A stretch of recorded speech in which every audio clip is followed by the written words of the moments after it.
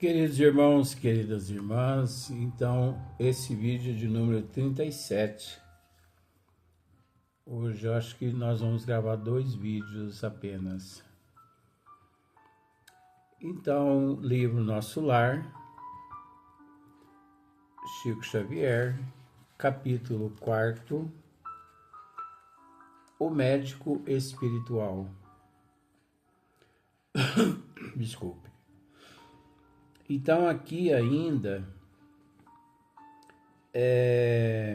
o médico amigo de Clarencio, depois de analisar o intestino, o estômago, o intestino de André, ele ainda continuou dizendo: nunca imaginou que a cólera fosse manancial de forças negativas para nós mesmos? Ele dizendo isso para André, porque André, durante todo o tempo nas regiões umbralinas, ele foi sempre considerado por todos lá como sendo um suicida. E também esse médico amigo de Clarencio, ao analisá-lo ali nos departamentos do Nosso Lar, leva ao conhecimento dele que ele havia retornado ao plano espiritual pelo suicídio. E André reclama porque ele não se lembrava de ter cometido esse ato contra a própria vida física. E esse médico continua esclarecendo ele. Nunca imaginou que a cólera, como se diz assim, nunca imaginou você, André, que a cólera fosse manancial de forças negativas para nós mesmos? A ausência de autodomínio. A ausência de autodomínio. Porque, principalmente nesse século XXI, principalmente no ano de 2024, 2025, todos nós, em questão de humanidade, parece que nós estamos totalmente perdendo o domínio, perdendo o controle da situação. Então, esse médico continua dizendo a André: a ausência de autodomínio, a inadvertência no trato com os semelhantes, aos quais muitas vezes ofender sem refletir,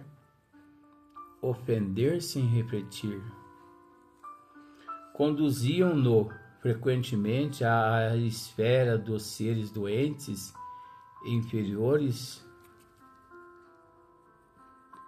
Tal circunstância, André, agravou de muito o seu estado físico. Vejamos, olha, eu vou contar uma historinha pequenininha aqui, que cabe aqui, praticamente um resumo disso aqui. Um homem procura Chico Xavier e lhe diz assim: Chico, eu vim aqui te dizer que eu vou matar fulano de tal. É um amigo meu, aliás, foi um amigo, mas primeiro ele disse assim, foi um amigo meu de muitos anos E esse amigo meu, ele cometeu algo contra mim que me magoou, me chateou, e eu não vejo outra saída a não ser matá-lo. E eu vou matá-lo. Emmanuel se fez presente na audição de Chico e na vidência. E Chico disse: não faça isso, meu irmão. Não faça isso.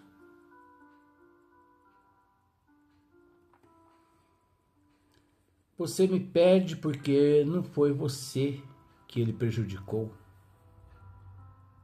Eu vou matá-lo. Não faça isso, meu irmão.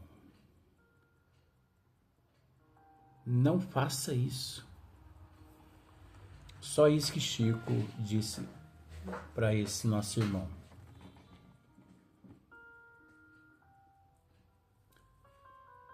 E esse rapaz que prometia matar esse outro, ele alimentou esse sentimento: eu vou matar aquele cara. Eu vou matar aquele cara. 24 horas alimentando aquele sentimento. Eu vou matar. Eu vou matar, eu vou matar, eu vou matar, eu vou matar. E os dias foram passando, se passando. Até que um dia, depois de 2 anos depois, mas pensa bem, 24 horas com aquele sentimento: eu vou matá-lo, eu vou matá-lo. Eu acho que dentro da história eu posso incrementar no bom sentido, eu posso dizer, esse outro cara havia traído ele com a mulher dele. Então ele prometeu matar o cara. E o Chico pedindo: pelo amor de Deus, não faça isso. Tá bom. Só que o cara não respeitou o Chico. Durante 2 anos, ele alimentou aquele sentimento, aquela vontade de matar aquele cara. Até que um dia ele resolveu ir atrás do cara para matar o cara. Só que chegando próximo à casa do cara, eu estou usando esses termos porque para ocultar um pouco a história, porque essa história ela é meio que conhecida. Ah, Luiz, eu nunca ouvi contar essa história, mas com todo respeito ao termo meu. É porque nem tudo, né, as pessoas ficam sabendo. Ora, não é possível, não é? Isso é mais que óbvio. E o cara se apossou de uma arma e foi para matar esse outro cara. Só que chegando próximo à casa desse cara, ele viu uma multidão de gente. E ele procurou se informar ali com alguns meninos ali na rua. Fulano morreu. Fulano morreu? Morreu. O cara morreu. Ah, mas morreu do quê? Ele morreu de câncer. Ah, mas como assim? Não, de repente apareceu um câncer nele e esse câncer matou ele. De uns 6 meses pra cá, esse câncer matou ele. Um rapazinho disse pra esse cara, pra esse outro cara. E esse cara picou a mula dali e foi embora, pra ninguém ver ele. Porque ele era conhecido no bairro ali. Então você entende, ele foi lá só pra matar o cara. Mas chegou lá, o cara já tinha morrido com um câncer. E ele volta no Chico Xavier. Ele voltou lá no Chico, falou: Chico, bem que você me disse que não havia necessidade de mim matar aquele cara. Vou usar esses termos. Pois o câncer o matou. foi tal dia agora determinado para matá-lo, porque eu disse para você que eu ia matá-lo. Então, chegando lá, deparei com o funeral dele. E vim a saber que ele morreu vítima de um câncer. Então, bem que você me disse, Chico, que para mim não matá-lo. Agora, Chico, graças a Deus eu estou em paz. Estou com a minha consciência tranquila agora. Eu não me vinguei.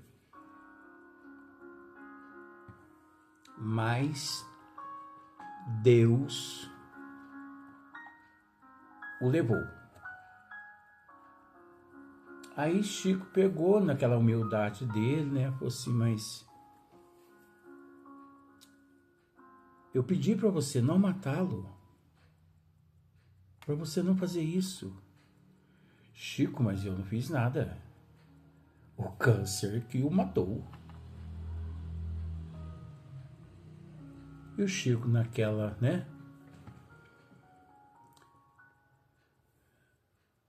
O desejo, esse teu desejo de matá-lo durante esse tempo todo, meu filho,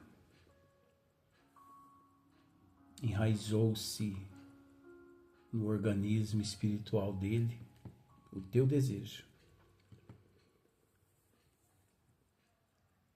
No perispírito dele, eclodiu no corpo físico na condição de um câncer.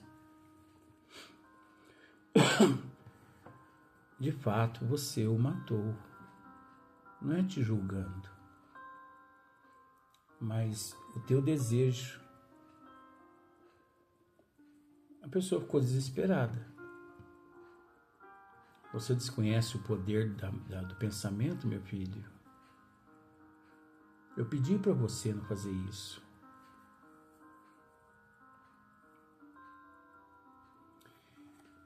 Então, veja bem. Depois de alguns meses, Chico ficou sabendo que esse cara também havia desencarnado, vítima, vamos usar o termo, vítima de uma queda de um penhasco. Ele se jogou e ceifou a vida. Moral da história. Ele mentalmente implantou no organismo daquele cara, vou usar esse termo para ficar mais fácil, aquele sentimento, aquele ódio, aquela mágoa, aquela raiva que eclodiu no corpo físico daquele cara, o câncer fulminante que o eliminou em poucos meses. Ô Luiz, mas isso não procede. Procede, sabe por quê? Todo mundo pode matar todo mundo com o pensamento a partir do momento que o pensamento encontre a outra pessoa fragilizada. Vamos pensar nós dois. Se você quiser me matar, você pode mentalmente. Desde que eu me encontre totalmente desestruturado na imoralidade, com o padrão imunológico baixo, tanto espiritual quanto físico. Então, aquela vulnerabilidade, aquela fragilidade espiritual e também física, moral, atrai aqueles pensamentos, aquelas bactérias, aqueles vírus, todos enviados pelo o teu ódio, a tua raiva, a tua mágoa, o teu ressentimento. E eu acabo desencarnando, proveniente de alguma moléstia, alguma coisa assim. Olha o poder da mente. E vice-versa. Muitas pessoas desencarnam aqui na Terra por esse meio, por esse processo. Que muitas pessoas classificam como expiação. Mas de expiação, às vezes, em muitos casos, não tem nada. E sim, imprudência, irresponsabilidade. Porque a pessoa desvia-se do caminho dos desígnios de Deus e, ao se desviar, aquele que tem ódio dele, sente ódio, alimenta aquele ódio todo, ao emitir aquelas ondas negativas, encontrando ele desequilibrado, aquelas energias detona ele, mata ele sim. Agora, se você está literalmente amparada, trabalhando mentalmente, orando, vigiando, mas trabalhando a moral realmente, acostuma de mim enfermar, porque aquele excesso de energia negativa contra você, não surtindo efeito em você e permanecendo no meu campo vibracional, desestrutura o meu sistema imunológico, desestruturando o meu organismo espiritual, o meu organismo físico, e eclodindo ali algumas enfermidades. Aí eu te pergunto, isso aí é expiação? Isso não é expiação. Isso é irresponsabilidade. Isso é imprudência. Então nós temos que ficar muito atento com relação quando se usa aqui na Terra esses termos expiação e prova. Nem tudo é expiação e provas, tá? Nem tudo. Vão me desculpar. Às vezes me acham meio que polêmico em determinados assuntos, mas é porque as pessoas não raciocinam. Tá bom, aí veja bem, ó. Esse cara que morreu, vou usar o termo, vítima de câncer, ao abrir os olhos na erraticidade, ele percebeu que aquele câncer que o eliminou aqui no corpo físico vinha de alguém, as vibrações negativas. E ele seguiu as vibrações e, ao seguir aquelas vibrações negativas, quem ele encontra? Aquele cara que queria matá-lo. O que ele fez? Juntou-se a ele na condição de obsessor dele. E na condição de obsessor dele, ele levou aquele cara à loucura, e aquele cara, no ápice da loucura dele, ele se jogou de um penhasco. Deu para você entender a história? É o que o médico está dizendo aqui para André. Olha só. Nunca imaginou, André, que a cólera fosse manancial de forças negativas para nós mesmos? A ausência de autodomínio, a inadvertência no trato com os semelhantes, a inadvertência no trato com os semelhantes, aos quais muitas vezes ofendeu sem refletir. Ofendeu sem refletir. Conduziam-no frequentemente à esfera dos seres doentes e inferiores. Não é isso aqui que eu relatei, que eu descrevi? Tal circunstância agravou de muito o seu estado físico. Então André vivia nestas condições também. E obviamente agravou demais o estado físico. Então veja bem, Depois de longa pausa em que me examinava atentamente, continuou. O médico continuou. Depois de longa pausa em que me examinava atentamente, esse médico, ele continuou. Olha o que ele está dizendo aqui agora, Já observou, meu amigo, dizendo isso, ele está dizendo para André Luiz, que seu fígado foi maltratado pela sua própria ação? E aí? Você já observou, meu amigo, que o seu fígado foi maltratado, né? Pela sua própria, foi maltratado pela sua própria ação? Cigarro, bebida, guloseima. Enfim, por quê? O fígado. Porque o fígado, ele é o metabolizador, não só do corpo físico, como também no corpo físico ele é o metabolizador de todas as toxinas perispirituais. Então, tudo que nós desejamos, sentimos, pensamos, descarrilha-se para o perispírito, porque o espírito é a alma para o perispírito, e o perispírito lança nas válvulas excretoras do corpo físico aquelas toxinas. Por isso que todas as enfermidades vêm de dentro para fora.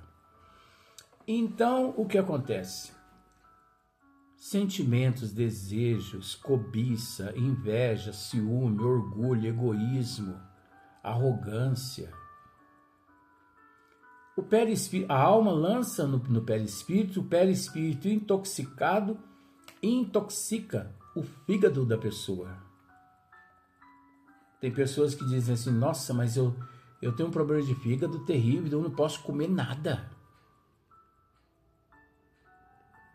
Que eu já passo mal. Eu não comi nada ontem, eu não comi nada hoje, eu estou passando mal do fígado. Mas e os pensamentos dele ou dela? E o comportamento moral? Como é que fica? Isso as pessoas desconhecem aqui na Terra, né? Que isso é possível. Os pensamentos, os desejos, os sentimentos intoxicar o nosso fígado físico. A guloseima, as bebidas, cigarro, fofoca, prostituição. Gente, tudo que não presta. Então, olha só. Já observou, meu amigo, que seu fígado foi maltratado pela sua própria ação? Que os rins foram esquecidos com o terrível menosprezo